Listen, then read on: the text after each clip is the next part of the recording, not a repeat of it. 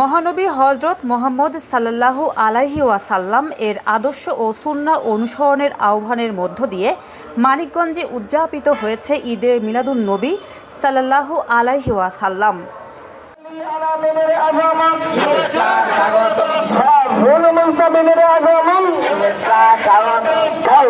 মালিকের আগমন স্বাগত, স্বাগত, নবীগণের কালিমার আগমন। বুধবার ২৬ আগস্ট সকাল ১১টার দিকে গড়পাড়া ইমামবাড়ি দরবার শরীফের উদ্যোগে সদর উপজেলা পরিষদ চত্বর থেকে একটি বর্ণাঢ্য র্যালি বের হয়। র্যালিতে দরবার শরীফের শত শত ভক্ত আশেকান অংশ নেন। পরে র্যালিটি শহরের বিভিন্ন সড়ক প্রদক্ষিণ করে।